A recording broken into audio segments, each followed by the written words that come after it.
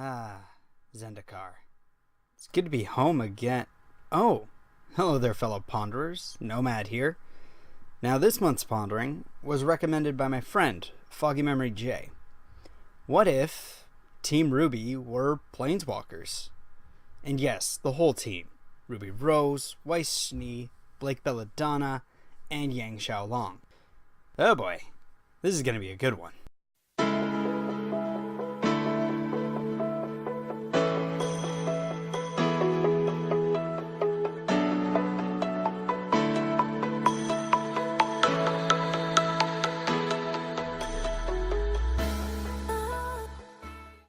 Okay, before I begin, I'm just letting you guys know that this is going to be based on the first volume of RWBY.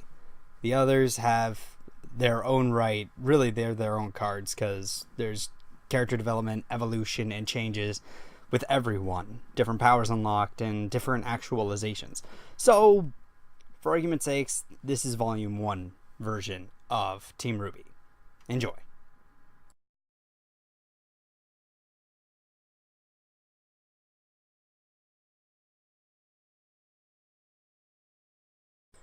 Starting off with this Team RWBY is their team leader, Ruby.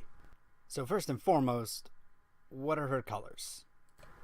With her being young, high energy, and, well, her semblance being speed, I feel like she's more so just mono red. I mean, you could argue that she's a leader and she's got that charisma and order thing, but she's still very young, and she's not exactly the most strategic. So, for argument's sakes, I'm thinking her color is mono red. But because of her semblance and because she's quick, I'm going to say her mana cost is most definitely 2 red and a generic. Now to discuss Ruby's abilities, with a majority of it being mostly inspired from her semblance, speed. So, starting with her +1, I'm thinking something along the lines of something simple but effective. Creatures you control get +2/+0 and gain haste until end of turn. And with that, her second ability.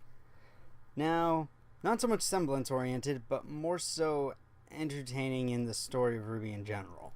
I'm thinking something along the lines of searching your library for an equipment card and revealing it and putting it into your hand. Why do I recommend this? Lockers. Mostly the lockers. That come down? Yeah, those. Lockers. Readily available and there. Now for her ultimate. This I want to encompass everything that RWBY has in her arsenal. Speed, firepower, and an unrelenting level of assault. So I feel her final ability would be an emblem with red spells you cast cost 1 less to cast, and you may cast spells as though they had flash. Or, maybe tone it down a little bit. Just sorceries, maybe. Alrighty, after that ball of speedy fun, let's look at a more strategic character, Weiss. Being a lot more formal and from a proper upbringing, I can see her colors easily white-blue. Strict, logical, orderly. Yep, that's Weiss. That is Weiss to a T. Now, her first ability. This I can see being a look at the top 3 cards of your library, and you may reveal an instant, a sorcery, or an artifact card and put it in your hand. The reason why I suggest this is because Weiss often double checks herself. She goes through a mental checklist.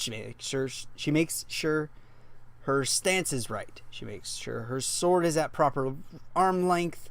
She wants to double check everything before making an absolute certain strike at the opponent.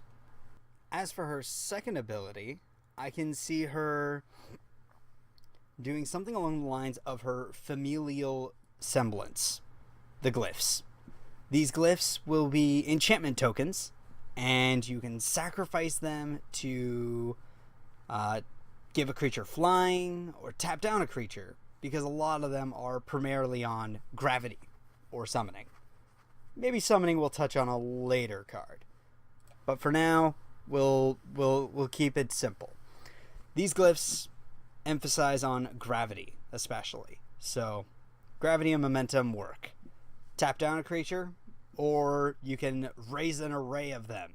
Like over your turns, play a bunch of them, and set yourself up for an absolute evasive strike, tapping down your opponents, giving your creatures flying, and going in for the kill.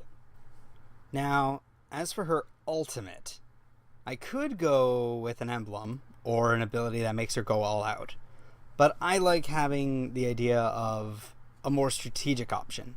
Instead of a big -7 or something, how about a -X ability, where X is however much loyalty you want to put towards it. A -X where Weiss deals damage to a creature. Yes, -X, Weiss deals X damage to target creature. If a creature was dealt damage this way, tap it. Now, this can work in two different ways. You could choose to go all out 100% -4 or whatever and take out a creature. Or you can be strategic about it and only minus or by, say, 1, peck at them and freeze them for the turn, allowing more opportunity to make an alpha strike in the future.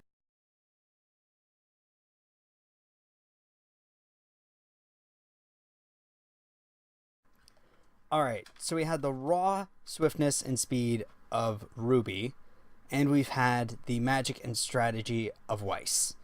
Now for Blake. With her colors, I can see her being a blue-black variant. Blue-black is not inherently evil, it's just logical and willing to do what it takes to get what you need, to acquire your ends. And really, that's what Blake was wanting to do. Willing to deceive her friends to achieve greater equality for her people of the Faunus. Yes, she didn't need to be deceptive, but she felt she had to for the sake of social norms. That's why I feel blue-black is appropriate. Now, let's look at her abilities. Firstly, I'm thinking something that capitalizes on her evasive aspects of her semblance. This could be used in such a way that it's dodgy. High risk, high reward is another thought I'm thinking of. So, how about a +3 with until your next turn, if Blake Belladonna would be damaged or the target of a spell or ability, instead exile Blake and return her at the beginning of the next end step. This capitalizes on the shadow aspect of her semblance, where people try to hit her, but instead they hit a shadow clone and she comes out unscathed. Her second ability, I feel, would be to a +1 to create a creature token that is a copy of a creature, except it's a 3/3 shadow with all creatures able to block this creature do so. Again, capitalizing on the misdirection aspects of Blake's abilities and skills. She would create a clone, people would go for the clone. Turns out it wasn't the clone all along, it was actually the other guy. Now, as for her ultimate, I feel it's gonna be something a little bit intense. Definitely one heck of a minus. That is an emblem with you reveal a creature in your hand and that creature gains ninjutsu. Ninjutsu is if a creature you control attacks and is not blocked, you may pay the ninjutsu cost and switch out the creature for the creature in your hand, tapped and attacking. So you'd come in with a 1/1 unblockable creature. Then you would reveal a 5/5 in your hand and pay the ninjutsu cost to switch out from a 1/1 unblockable to a 5/5 for maximum heavy hitting damage.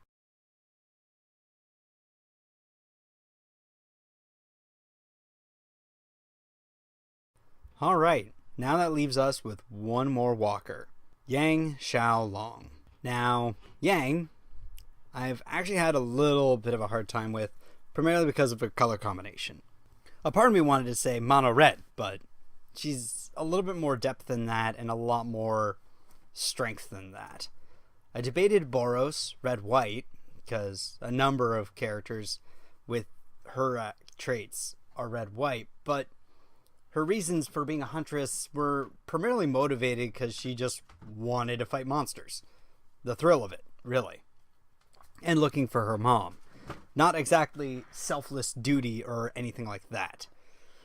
So I feel that her color combination is red and green.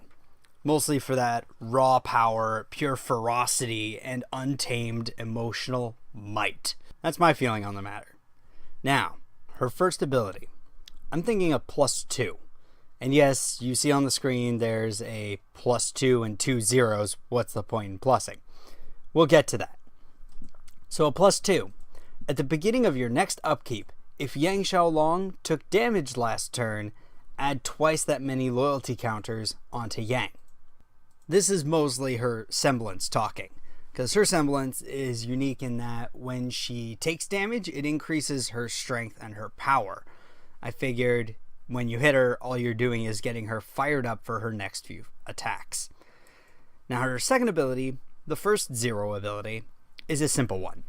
Target creature fights another creature. You don't have to ask her twice to beat something up, so why not?